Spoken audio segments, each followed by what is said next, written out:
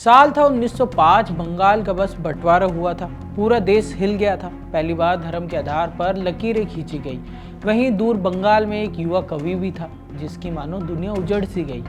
बंगाल के बंटवारे के दुख में उसने एक गीत लिखा, एक ऐसा गीत जो आगे जाकर बंगाल में अमर हो गया। गीत था सोनार बांग्ला।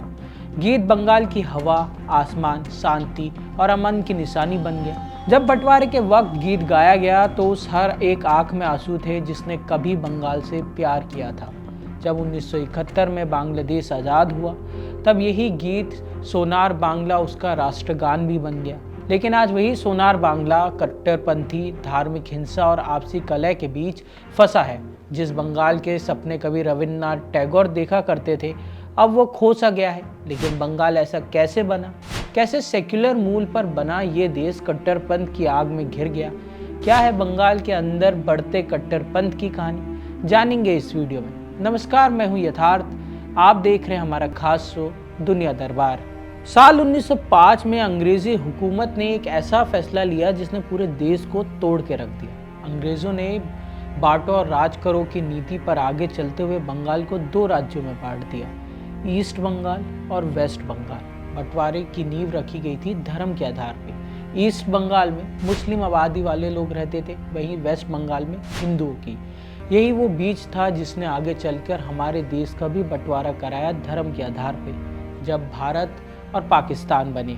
अगर कभी धर्म की राजनीति की बात होती है तो जिन्ना के बिना वो बात पूरी नहीं हो सकती।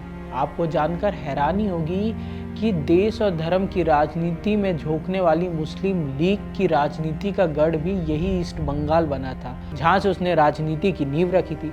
इस दौरान इसी बंगाल में कुछ ऐसा हुआ जिसने धर्म के ऐसी लकीरें खींच दी जो शायद आज तक मिटाई नहीं जा सकी।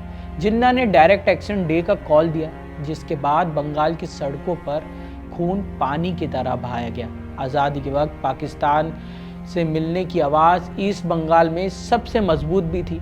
ये कहना गलत भी नहीं होगा कि मुस्लिम लीग ने धार्मिक कट्टरता की नींव बंगाल के अंदर बहुत ही शुरुआत से रख दी थी। लेकिन साल 1971 आते आते सब बदल सा गया। जो बंगाल कभी पाकिस्तान का हिस्सा बनना चाहता था, पाकिस्तान के खिलाफ अपनी आज़ादी की लड़ाई लड़ रहा था। भारत की मदद से आज़ाद भी हुआ और आज़ादी के वक्त उसका मुख्य मूल सेक्युलरवाद ही था, सेक्युलरिज्म ही था। इसी के आधार पर देश का कॉन्स्टिट्यूशन भी बना। लेकिन ये मूल आधार लंबे समय चल नहीं पाया। 1975 में बांग्लादेश में सत्ता परिवर्तन हुआ और सेना ने कमान अपने हाथ में ले ली, जिसके बाद जो तानाशाही में होता है वही हुआ। एक तानाशाह ने धर्म का उपयोग किया और धर्म के उपयोग से अपनी राजनीति और अपनी सत्ता को बचा के रखा। लेकिन बांग्लादेश में एक बार फिर लोकतंत्र आया, जिसके बाद चीज़ें थोड़ी बहुत तो सुधरती दिखी, लेकिन ये भी काफ़ी समय चल नहीं पाया। तानाशाही खत्म तो जरूर हुई थी, लेकिन उसके बाद आने वाले दशक बड़े मुश्किल भरे रहे। राजनीतिक संघर्ष भी रहा, जिसके बाद बांग्लादेश में कई सारे हिंसक ग्रुपों ने भी जन्म लिया। इन लोगों ने अल्पसंख्यकों को अपना मुख्य निशाना बनाया। लेकिन चीज़ें बांग्लादेश में लगातार बदलती रही। साल 2009 में जब शेख हसीना आई तब ऐसा लगा कि अब कुछ बहुत बड़ा बदलाव हुआ। शेख हसीना की राजनीति सेक्युलर और प्रो इंडिया भी थी, लेकिन 2024 तक चीज़ें फिर से बिगड़ गई।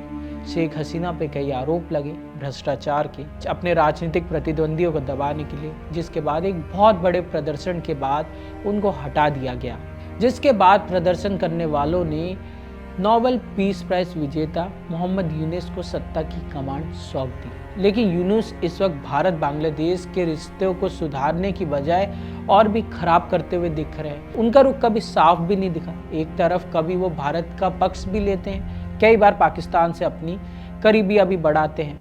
उन्हीं के राज के वक्त बांग्लादेश में कट्टरपंथी अपने चरम पे पहुंच चुके हैं। वो अब सरकार को निर्देश दे रहे हैं कि क्या करना है और क्या नहीं।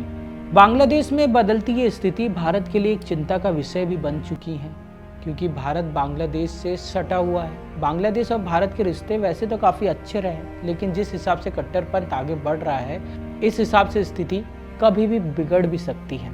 अब एक्सपर्ट्स का ये भी मानना है कि भारत और बांग्लादेश के रिश्ते अपने सबसे नाजुक स्थिति पे है। एक भी गलत फैसला दोनों देशों के रिश्तों को बहुत ही ज़्यादा खराब कर सकता है। अब देखने वाली बात यह होगी कि आगे क्या होता है। ऐसी खबरों के लिए देखते रहिए दुनिया दरबार।